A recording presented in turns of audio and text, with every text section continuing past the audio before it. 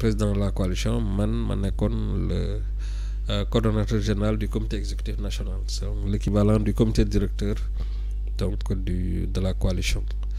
Ñu defee avancé yu bari parce que dem nañ élection locale avec la coalition Wallu. Nous on est membre fondateur de la coalition Wallu.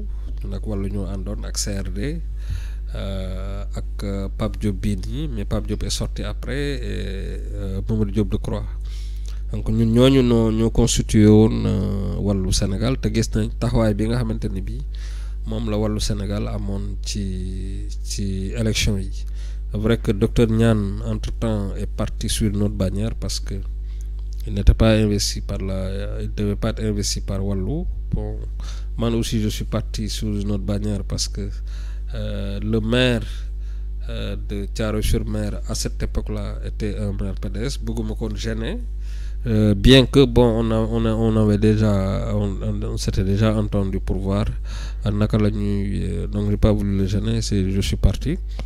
Au niveau des élections législatives aussi, dégg la coalition Wallu ñoo àndoon aussi te dégg nga véritablement résultat yi nga xamante ni Wallu def na ko ci Sénégal quoi. Donc grosso modo mais un élément extrêmement important boo xamante ni aussi bëggoon naa ko ci wax mooy intercoalition bi ñuy wax Yewwi Wallu, ça vient de la coalition Tabax Jot Na, parce que bi ñu demee ci jóge ci élection locale yi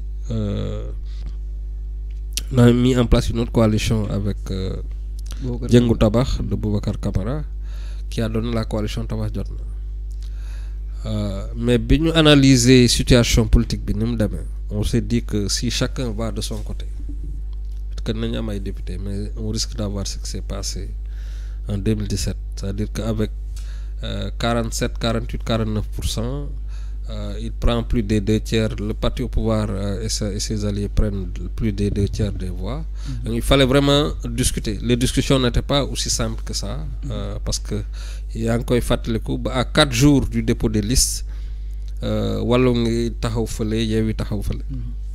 Il a fallu l'intervention de Dr Ablaye Niane qui a parlé à Ousmane Sonko et Boubacar Camara qui a parlé aussi à Karim Wade pour que nous puissions rapprocher les positions. Voilà, c'est ça aussi maintenant qu'on def ci un peu le bilan de, même si après la suite a été un peu difficile parce que Ablaye Niane qui était censé être en tout cas c'était les éléments de l'accord. Malheureusement c'était un accord verbal.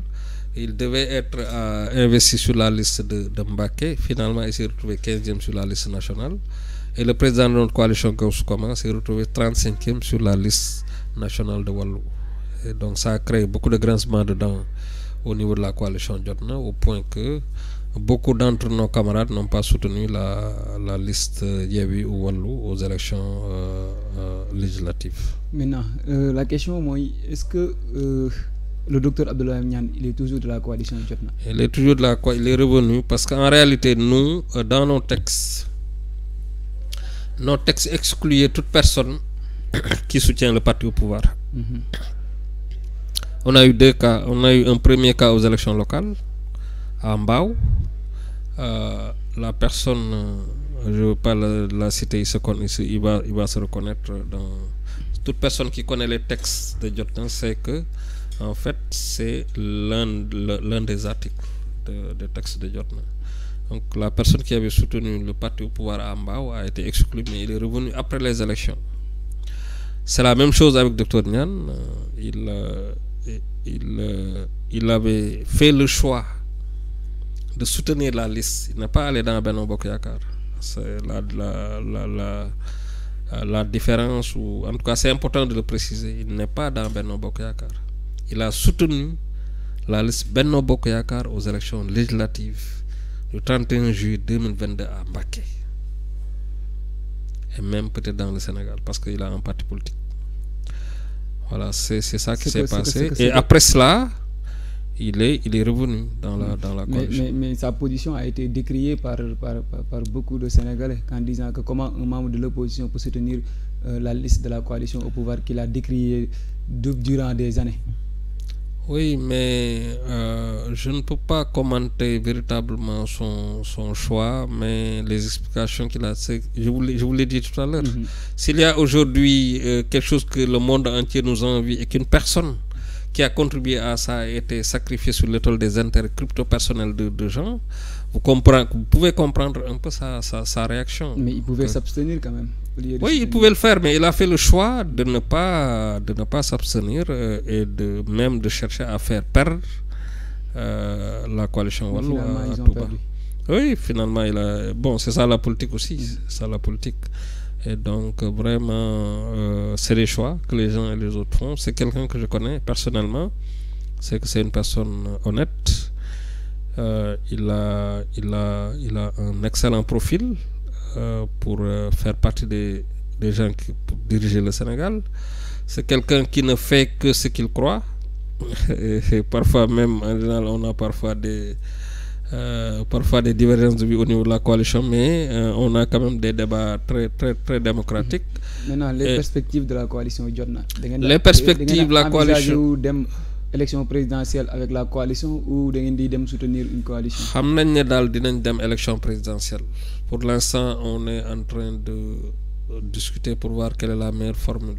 te ñu ëpp ci ñun dañu bëgg ñun ñu am candidat ci suñu biir ñu ngi waxtaan c'est encore prématuré parce que élection yi des na tuuti des na. mais gars yi ñu ngi annoncé seen i candidature. voilà gars yi ñu ngi koy annoncé mais ñun le moment venu parce que ci anniversaire bi def nañ benn communiqué. Gis ngeen communiqué bi te gis ngeen li ñu wax ci élection yi. ñun dinañ dem ci élection yi bu soobee yàlla ñu fi yàlla bàyyi ak jàmm te wax naa la ñu ëpp ci ñun fi mu toll nii ñu ngi xalaat parce que dañu am ñaari expérience yu négative yoo xamante ni bii ni ñu ko dund neexuñu muy expérience bi ñu dund avec Wallu aux élections locales. Mais aussi expérience bi ñu dund avec toujours la coalition Yewwi Askan Wi ak Wallu dans le cadre de l'intercoalition li ñu dund. Doonul loo xamante ni bi aussi doon na lu ñu neex donc ñun ñu ngi xalaat ne li gën pour ñun en tout cas ce que certains pensent mooy ñu xool